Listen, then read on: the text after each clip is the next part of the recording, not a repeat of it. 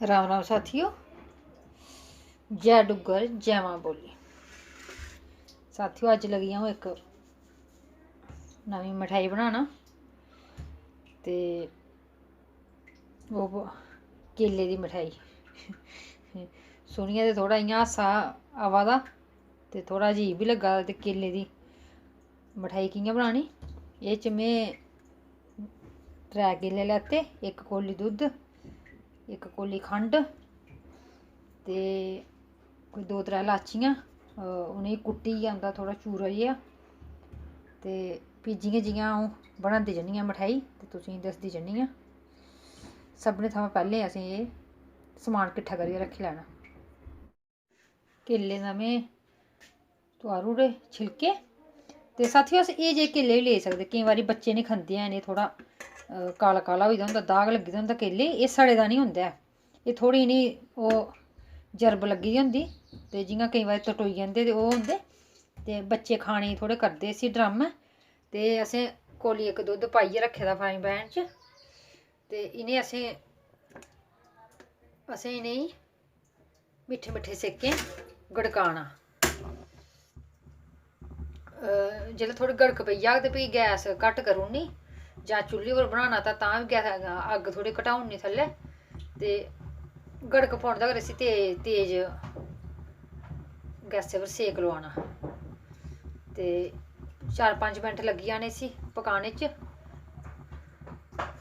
जिन्ने चिर इसी गड़कने गी लग्गना ते उन्ने चिर असें दूई कड़ाहियै च ते चाशनी छुड़ी देनी, 1 कौली खंड ते 1 कौली पानी। ते कन्नै कन्नै एह् बी गड़कदी रौंह्दी। चाशनी असें बड़ी घनी निं बनानी ऐ, जरूरी निं ऐ कि उसी चिप गै होऐ, थोह्ड़ी छड़ी थोह्ड़ा घनी करनी। ते बस एह् कन्नै कन्नै दोनों चीज़ां गड़कांदे रौह्ना। असें पेई इ'नेंगी थोह्ड़ी गड़क पेई ते असें गैस थोह्ड़ी घट्ट करी ओड़नी। ते 4 कोला 5 मिंट तगर असें इ'नेंगी गड़काना, पकाना ऐ केलें गी, मतलब ओह्दे कन्नै केला नरम पेई जाना। साथियों दिक्खो बल्लें बल्लें इ'यां पक्कना। ते एह् असें इक दूए भांडे च पांदे रौह्ना, पैह्लें पूरियां पकाई लैगे ते फ्ही असें इ'नेंगी चाशनी च डोब्बना। ते जां एह् टिक्कियां चाहिदियां गर्म ते जां चाशनी, मतलब इक चीज़ गर्म चाहिदी जेह्दे कन्नै शैल करियै इं'दे च चाशनी मिक्स होई जा। ते इ'नेंगी असें घट्ट सेके च पकाना, मतलब कि जि'यां आखदे नी डीप फ्राई करना, ते घट्ट सेके च इ'यां गुज्झा पकाना। ते जि'यां जि'यां पकदे जाङन ते असें इक बक्खरे भांडे च इ'नेंगी पांदे रौह्ना। बस इ'यां गै असें एह् सारियां असें कन्नै कन्नै बनांदे रौह्ना। ते सारियां बनाइयै ते फ्ही इ'नेंगी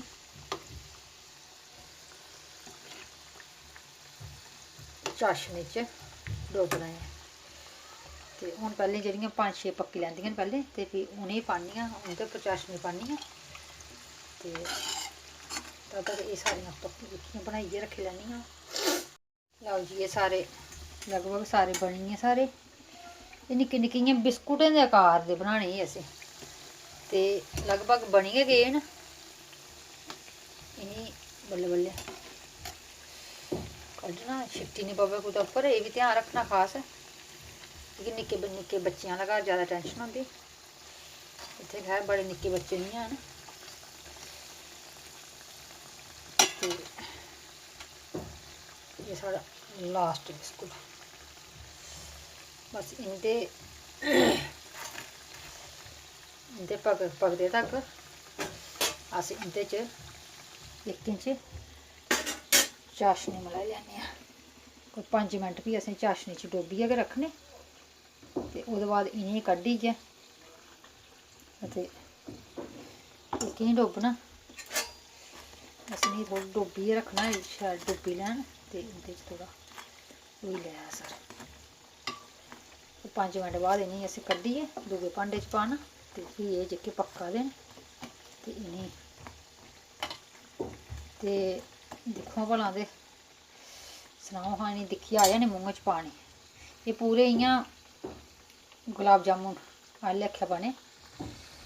ते दिक्खो वीडियो ते लाइक शेयर सब्सक्राइब भी करेओ ते अपना हिरख आशीर्वाद इ'यां गै दिंदे रवेओ।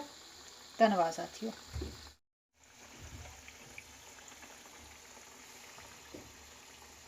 ये बस हून इस बेल्लै पूरी तरह त्यार न ते इनें असें दूए भांडे च कड्ढी लैना ते फ्ही असें इक जेह्ड़े पक्का दे इनें बी चाशनी च डोबियै रक्खना।